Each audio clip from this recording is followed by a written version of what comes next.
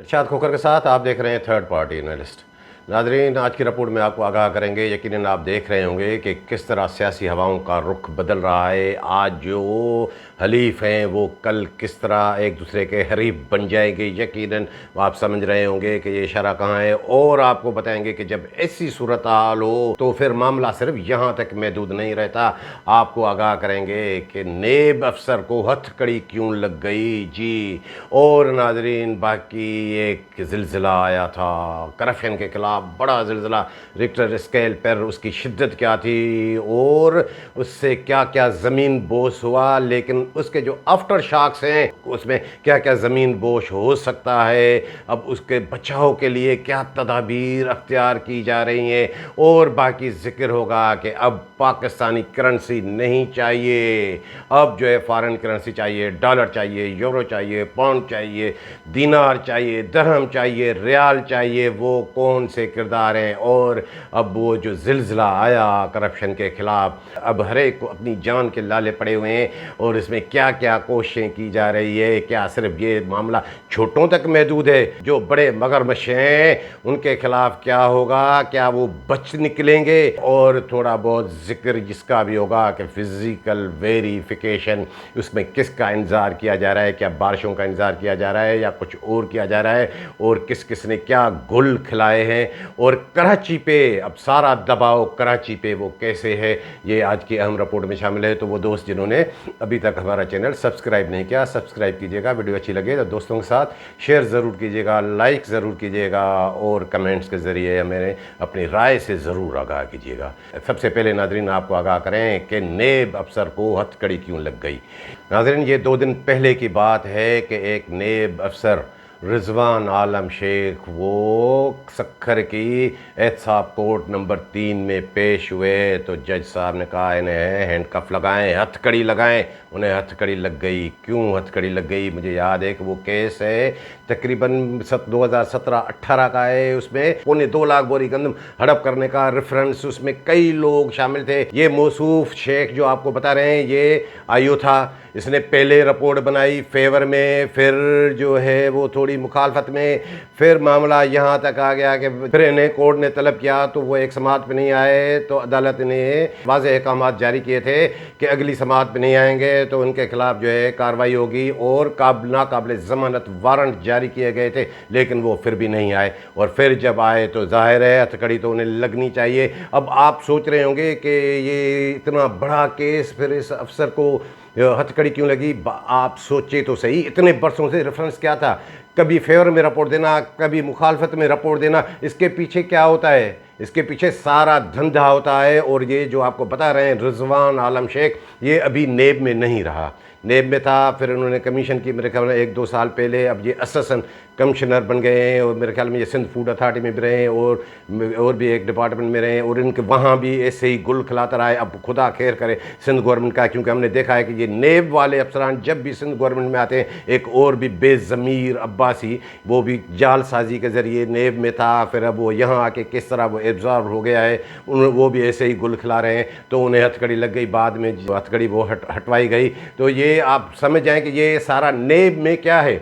नेब सक्खर का आपको कितनी बार बता चुके हैं कि काली भेड़ियों की तादाद सबसे ज़्यादा नेब सक्खर में हर जगह है। कोई भी इदारा ऐसा नहीं है जहाँ पे काली भेड़ें नहीं हो, और नेब सक्खर में अच्छे लोग भी हैं, मैंने देखा है, हाँ बिल्कुल है। लेकिन वहाँ पे जो कुछ भी ये आपको बता रहे हैं कि नेब रेफरेंस, ये 4-4, 5-5 साल ये वो क्यों नहीं उनका फैसला हुआ सिवाय चंद के। नेब सक्खर में धंधा क्या चलता है? हाँ, time sale time purchase, time sale time purchase, इसी की वजह से तो इनका धंधा चलता है। अगर कोई रेफरेंस आ जाए, कोई सज़ा हो जाए, तो फिर इनको क्या मिलेगा अफसरान को। और वहाँ पे जो चंद किरदार हैं, जैसे आपको बताया कि सब ऐसे नहीं है, वो जो अशर अब्बासी आपको बताते हैं, वो पप्पीट विशन दास और आंटी शमीम, जो महकमा खुराक की माफिया क्या अहम कारिंदा है, वो उनका वो रात का सामान भी उनके वो पहुँचाता है। यहाँ वो शराब जो भी होता है वो उन्हें पहुँचाता है। विशन दास में मैं सोच रहा हूँ कि उसमें हाथ क्यों नहीं डाला जाता।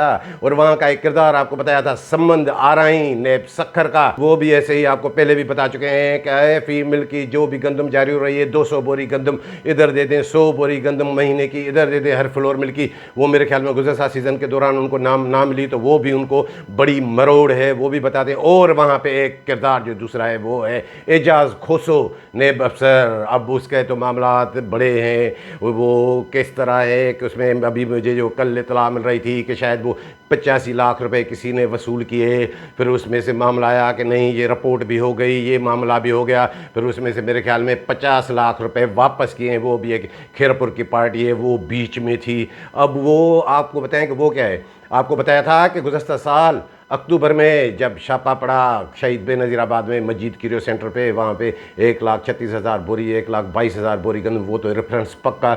उसके बाद हम आपको बताते रहते थे कि सबसे ज़्यादा गंद जो है वो नौशेर फ़िरोज़ में। अभी भी अगर नेब की टीम जाएगी तो वहाँ पे 2.25 लाख बोरी गंदम की शार्टेज मिलेगी, क्योंकि वहाँ का DFC जो उस वक्त था वो रिपोर्ट कर चुका था और एसआई कंबर शहदाद कोर्ट में था। लेकिन वो वहाँ से उसके बाद क्या गए, वो गए कंबर शहदाद कोर्ट। कंबर शहदाद कोर्ट में भी बड़ी तेज जब चिड़िया चुग गई खेत, फिर वहाँ गए, फिर वो जब मामला सारा हल हो गया फिर आके इन्होंने दिखावे के खातिर नौशेर फ़िरोज़ में भी छापा लगाया। वहाँ भी उन्हें कुछ न कुछ शार्टेज मिली, लेकिन वहाँ पे ये था कि हाँ रिपोर्ट नहीं होगी, ये होगी, वो होगा। वहाँ की ये जो आपको बता रहे हैं 85 लाख रुपए की कहानी, उनमें से ये वो अब वो बुक हो गए। वो कहेंगे कि भाई हमें तो पता ही नहीं था। जो बीच में एक और बंदा था खैरपुर की जो पार्टी है, उन्होंने सारे किए थे। फिर मामला आया कि भाई ये तो रिपोर्ट भी हो गई, अब जो है हमें तो पैसे वापस चाहिए। वो जो है वो चांडियो है एक, उन्होंने कहा कि नहीं भाई हमें तो पैसे जो है वापस चाहिए, हम इतना भुगत रहे हैं। बाकी वो जो कीरियो के वो 35 लाख रुपए, वो अलग मामला हो गया। तो ये जो आपको एजाज खोसो आपको बता रहे हैं, इनकी मुट्ठी है, फूड डिपार्टमेंट वाले सब इसकी मुट्ठी में होते हैं। और वो जो रिजवान आलम शेख बताया था, वो तो इतना बदतमीज़ आदमी, गालियाँ तक देता था और बुलंद बांग बड़े एला सरे आम ये कहता था कि हाँ फलां फूड वाले को मैंने ऐसे पकड़ा, फलां को ऐसे पकड़ा, ऐसे इतने करोड़ रुपए लिए, इससे इतने करोड़ रुपए। ये नेब अफसर हैं। अरे भाई जेल में तो इन लोगों को होना चाहिए, इनकी क्या तरबियत है। ये नेब एहतसाब का इदारा है, ऐसे चलते हैं मामला। और इसने शेख ने सबसे ज़्यादा जो पैसा कमाया फूड से भी ज़्यादा, वो मेरी इतला है कि एरिगेशन डिपार्टमेंट से कमाया, लेकिन अब वो नेब से चला गया। तो ये काली भेड़ें वहाँ पे बैठी हुई हैं, इनका कोई एहतसाब, इनके कोई असासे चेक करेगा? चेयरमैन नेब साहब इनके कोई असासे चेक करेगा? जब नजफ मिर्ज़ा साहब थे DG कराची नेब, तो वहाँ पे इस्लामाबाद से कुछ अहकाम जारी हुए थे, फिर वो एक इंक्वायरी भी हुई थी। फिर वो ज़ाहिर है अब क्या होता, चट्टे पट्टे ये वो, उसमें 1-2 बंदे का वो ट्रांसफ़र हो गया था, फिर इधर मामला फिर उधर मामला। तो ये नेब वाले भाई 50 करोड़ रुपए का मामला तो अब भी तरमीम आई।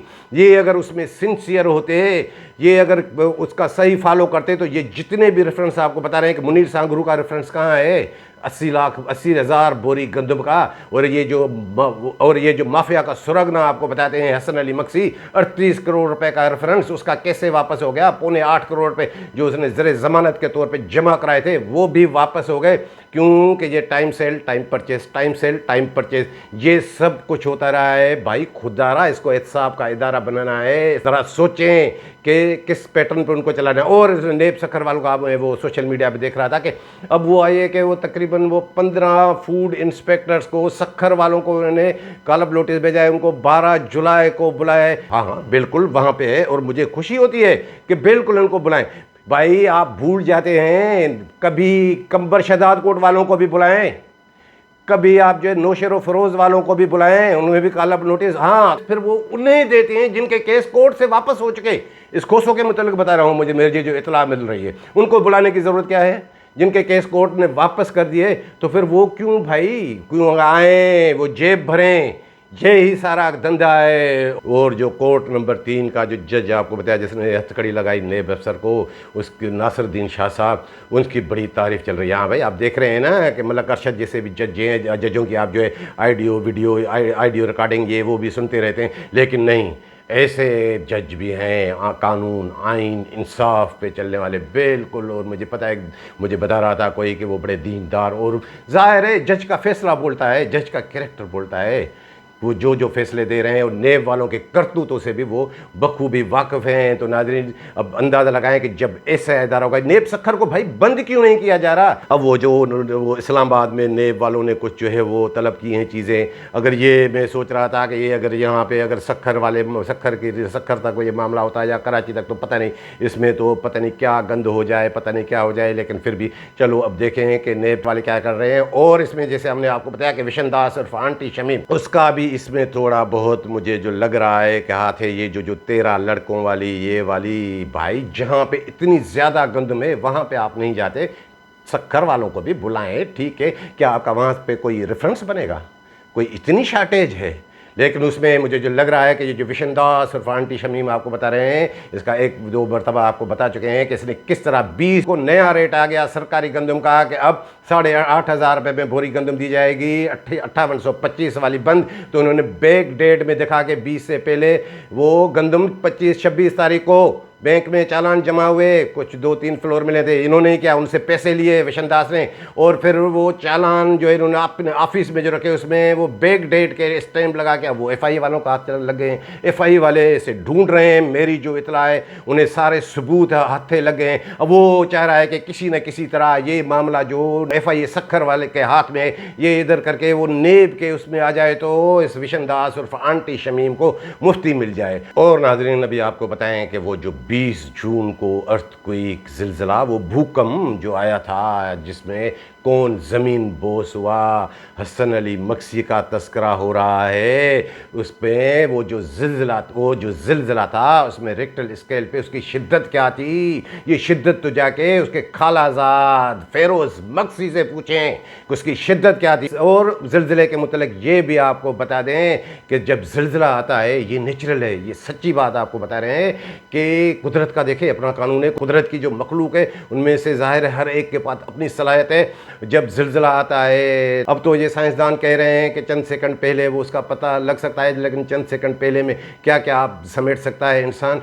और लेकिन कुछ मखलूक में ये सलाहियत है जिनमें मुर्गियाँ भी शामिल है कि वो अंदर नहीं जाती जब ज़िलज़ला आने वाला होता है, और चूहे बिलों से निकल आते हैं जो अंदर रहते हैं बिल्कुल कि अब ज़िलज़ला आने वाला है। ये कुदरत का कमाल है। और ऐसे चूहे, उनको पता चल गया था कि ये ज़िलज़ला आने वाला है। वो चूहे कौन? वो डायरेक्टर फूड इमदाद शाह, उसको पता चल गया था। क्यों पता चल गया था कि ये ज़ाहिर है जब ज़िलज़ले की पैमाइश वगैरह ये वो जाननी हो, वो फ़र्ज़ी तौर पर अगर यूँ कहें कि मेट्रोलॉजिकल डिपार्टमेंट का वो चक्कर लगा चुके थे उससे पहले, जहाँ पर इन्होंने हसन अली मक्सी का जाके नाम लिया था कि वो है, मैं तो नहीं हूँ, ये हूँ वो हूँ। आपको बताया था गुज़श्ता व्लॉग में कि इसके पसीने क्यों छूट रहे थे। फिर सेक्रेटरी ने भी चक्कर लगाया, और सेक्रेटरी के साथ क्या हुआ वो आपको क्या बताएं। फिर वहाँ पे क्या ये तो हसन अली मक्सी है, और मिनिस्टर के जो जाए दूसरों के नाम जाके ले, फिर जाके ये हसन अली मक्सी का जो अब आपको बताते रहे हैं कि वो गुमशुदगी हुई, अब वो भी तोते की तरह बोल रहा है, कच्चा चिट्ठा। ज़ाहिर है जब जो है गुमशुदगी होती है तो फिर वो ऐसे ही माहौल होता है। और उसमें ये जो आपको बता रहे हैं 2 बड़े चूहे, अब कल वो वापस आया छुट्टियां वापस करके, आज ऑफिस में बैठा ये इमदाद शाह, ढीठ शाह जो आपको बताते हैं, बिशनी शाह। आते ही इन्होंने वहीं से इन्होंने इतलात कर दी थी कि फ़लाँ फ़लाँ लड़कों के जिनके वो फाइन शोकाज हैं, शोकाज निकालने हैं, फाइनल शोकाज निकालने हैं, फ़लाँ करने। आज आते ही तकरीबन जो है 40-45 लोगों के इन्होंने शोकाज, फाइनल शोकाज वो निकाल दिए। भाई इससे क्या होगा? ये कौन से लड़के हैं? ये वो ही लड़के हैं जिन्हें आप लोगों ने 27 फरवरी को मुअत्तल किया था, 3 मार्च को मुअत्तल किया था। हम उसी वक्त भी कह रहे थे कि भाई इनकी रिपोर्टें हैं तो इनकी जो इतनी शॉर्टेज है 4-5-6 लाख बोरी गंदम, वो तो 7 अक्टूबर में ही रिपोर्टें आ गई थी। उस वक्त कार्रवाई क्यों नहीं की थी? नहीं, इनको डील यहाँ भी ये कि हाँ पैसे पहुँचाते जाओ, पैसे पहुँचाते जाओ, आपको इतना टाइम देते हैं, इतना टाइम देते हैं, चालान ले लो, ये ले लो। तो फिर उन्होंने मुअत्तल भी करना पड़ा, मुअत्तल करके फिर उनको बहाल कर दिया। भाई किस खाते में बहाल कर दिया? ज़ाहिर है पैसे लिए तभी बहाल किया। अब उनको फिर जो है वो निकाला जा रहा है कि अब जब वो जो आपको बता रहे हैं कि इतना बड़ा ज़िलज़ला आया है कि हमारी जान छूट जाए। अरे जितनी भी ये फूड डिपार्टमेंट में करप्शन है उसके ज़िम्मेदार ये डायरेक्टर फूड है, ये सेक्रेटरी फूड है, ये मुकेश चावला है। नीचे वालों ने जो कुछ किया है ठीक है, उन्होंने किया है, वो अली बख्शी की बग्गी में जुते हुए थे, सब कुछ थे, लेकिन असल कसूरवार ये हैं। जब तक इनमें हाथ नहीं डाला जाएगा तब तक मामला नहीं सुधरेगा। और इन बिशनी शाह को, डीर शाह की एक बात बताते चले आपको कि अब इसे पाकिस्तानी करेंसी नहीं चाहिए, इसको इन्हें नफरत है पाकिस्तानी करेंसी से।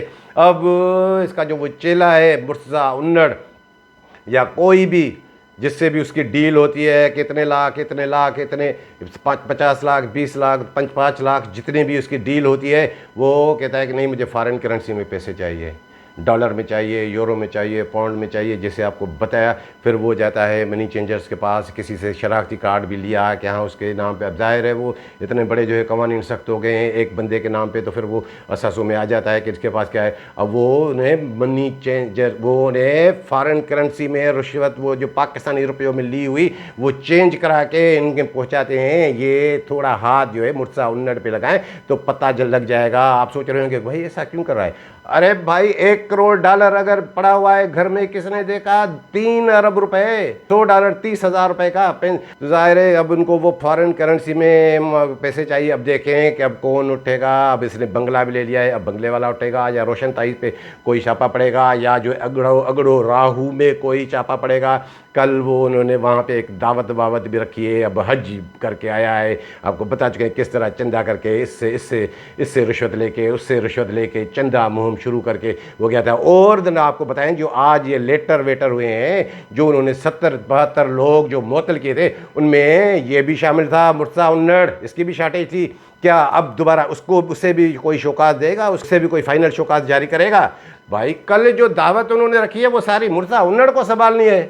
ये डॉलर जो है उनको वो पहुंचा रहा है, उनके खिलाफ ये कैसे कार्रवाई करेगा? हाँ, बाकियों के खिलाफ वो सब कुछ तो सारी करता धरता रहे। और दूसरा इसका जो अहम पहलू है नाजरीन, वो आप सुनते जाए। आपको बताया था कि हसन अली मक्सी से इससे नहीं लगती थी, क्योंकि वो इनकी राह में रुकावट। अब 2 बड़े शिकारी, अब वो शिकार तो हर कोई कहेगा कि सबसे बड़ा शिकार मैं करूं, तो इससे इतना मौका नहीं मिलता था। अब जब हसन अली मक्सी ये साइड पे हो गया है, जब वो आए ना आए उसको तो आप भूल जाएं। तो अब ये इमदाद शाह की सारी नज़र में से जानता हूँ, ये खामोशी से सब कुछ ये सोच रहा है कि ये जो इसके अली मक्सी के नेटवर्क में लड़के होते थे, ये मामा लालू ग्रुप या बाकी सब को घेर के वो अपने पास वो प्लानिंग कर रहा है कि मेरे पास आए, सबको अब मैं चलाऊँगा।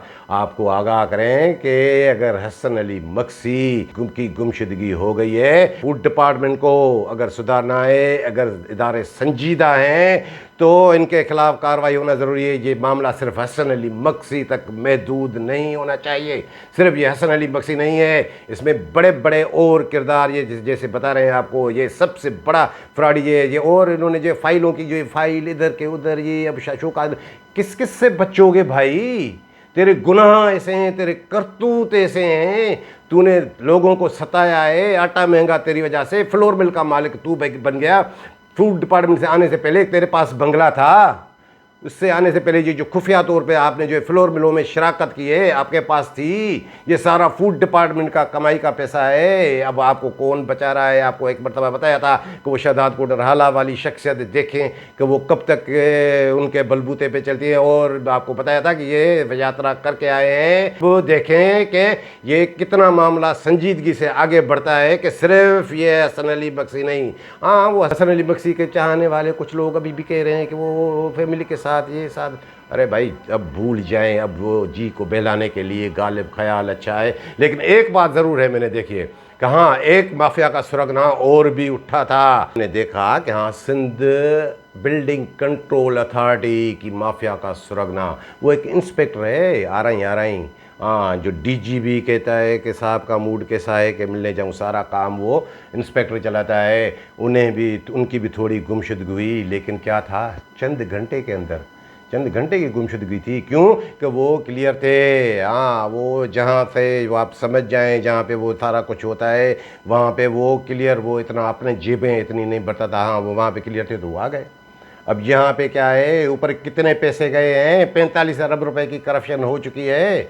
तो जाहिर है ये मामलात भी हैं, और अब इस सबको फ़िक्र लगी हुई है कि पता नहीं अब क्या होगा क्या होगा। और वाकई फ़िक्र होनी भी चाहिए कि इनके करतूत वैसे हैं। अब ये जान छुड़ा रहे हैं कि ये फाइनल शौकात और ये करके वो सारे करता धरता यही हैं। अगर मैं आपको आगाह करें कि अगर इनमें हाथ नहीं डाला गया तो ये मामला थमने वाला नहीं है। ये हसन अली मक्सी क्या भी बाप बन जाएगा। मैंने इसको देखा ये इतना शातिर है, उसमें इतना वो नहीं था, वो तो सिर्फ जो है सीधी करप्शन करता था और सबूत भी अपने खुद जो है छोड़ता जाता था। लेकिन ये तो सबका बाप है। और अब जाहिर है जब उसने वहाँ पे इतना कच्चा चिट्ठा खोला है तो क्या वो बस ऐसे ही खामोश होगा? तो जाहिर है सेक्रेटरी कहाँ है, सेक्रेटरी के करतूत क्या रहे हैं, डायरेक्टर के क्या रहे हैं, मिनिस्टर तक के क्या रहे हैं, सब कुछ अब देखें कि अब ये मामला किस तरह जो है आगे बढ़ता है। और बाकी नाज़रीन आपको आगाह करें कि फ़िज़िकल वेरिफिकेशन आपको आगाह किया था कि 3 जुलाई से 6 जुलाई तक, अभी तक तो रिपोर्टें आनी चाहिए थी, क्यों नहीं आई हैं? हाँ, मुझे पता चला कि हाँ आज कोई वो गया था मीरानी शहीद बेनज़ीराबाद भी, और वो कोई जमाली भी खैरपुर गया है, और वो जो हक मर भी शायद नौशेर फ़िरोज़ गया है। अब वो कहाँ, वो क्या करेगा नौशेर फ़िरोज़ में, खुद वहाँ पे वो DFC रह चुका है। और जो है वो हैदराबाद में वो सिद्दीकी ने भी कुछ किए, ठट्टा बदी नहीं हो गई। कहाँ है सक्खर रीजन में, सक्खर रीजन का सक्खर की वेरिफिकेशन वो कह रहे हैं कि हाँ भाई कर जाएंगे। और सबसे बड़ी बात कि दादू डिस्ट्रिक्ट और कंबर शहदादकोट डिस्ट्रिक्ट और जो है लाड़काना रीजन के बाकी अजला वहाँ कौन जा रहा है क्या है? अब मेरे तक इतला आ रही है कि भाई शहजाद शाहानी को कश्मीर जाना है। अब जोखियों का उसका भी सुना है कि वो कल आएगा, जो 6 तारीख तक कंप्लीट होनी थी। किसका इंतज़ार करें कि क्या बारिशें पड़ें और ये गंदम ख़राब हो ताकि इनको जवाब मिले? और गंदम आप किस तरह दिखाएंगे, किस तरह आप डीआर चेंज करेगा गुलशन सोलंकी? जाहिर है जोखियो जब आएगा तो उन्हें डीआर तो देनी पड़ेगी। 3 लाख बोरी गंदम जी जो जाली अराइवल दिखा रहे हैं उसका क्या करेंगे? और मीरानी, मंसूर मीरानी जाके क्या करेगा? मेरी इतला ये है कि हाँ वो अब इसमें है कि मैं तो हुंडाई ले सा शायद ऐसी वैसी कोई रिपोर्ट करके आए कि हुंडाई ले सा दादू में उसकी पोस्टिंग हो जाए। लेकिन मीरानी को भी याद करना चाहिए कि हुंडा के बजाय डंडा ना मिल जाए। बड़ा गंद है कंबर शहदादकोट में, कंबर शहदादकोट में इतना बड़ा गंद है कि हसन अली मक्सी ने ये गुमशुदगी से पहले लड़कों को कह दिया था कि हाँ आप जो है बस नग पूरे करके रखें, मिट्टी भरें, भूसा भरें, 50 किलो के बजाय 30 किलो भले जो है गंदम रखे कि हाँ आप बाहर से वो नज़र आए कि हाँ ये पड़ी। बाकी सब कुछ क्योंकि पैसे तो उनसे लेके वो खा गया था। बाकी दिसंबर तक मैं आपको लोगों को क्लियर करा दूंगा। वहाँ पे भी शार्टेज है, वो जो अम्मान ला वो जो शहदादकोट PRC है, अम्मान ला मक्सी की अलग शार्टेज है 10-15 हज़ार बोरी गंदम की। वो जो एजाज लोमड़ी बताते हैं 8-10 हज़ार बोरी, उसी की भी PRC, उसकी भी PRC शहदादकोट पे, PRC शहदादकोट 2 हिस्सों में 1 और 2 में। और कंबर में किसकी शार्टेज है? शहबाज मेमन की, वो अलग मामला। शहबाज मेमन के पास लाड़काना में 700 गोदाम भी और कंबर शहदादकोट गोदाम भी। अब 12 लाख रुपए उससे भी मर्जी इतला है। कहाँ वो चांडियो तो वो अपना वो हिसाब किताब ले चुका है। अब विशन दास और आंटी शमीम से उनका मामला चल रहा है कि वो राजपूत से जो आपने बच्चे जो है ऑर्डर पे तैयार कराए थे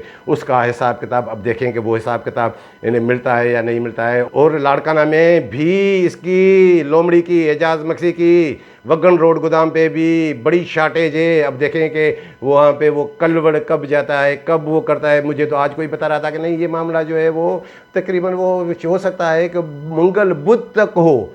भाई इतना इंतज़ार काहे का? कहाँ है डायरेक्टर? कोई लेटर निकाला है कि ये ताखिर क्यों हुई है फिजिकल वेरिफिकेशन में?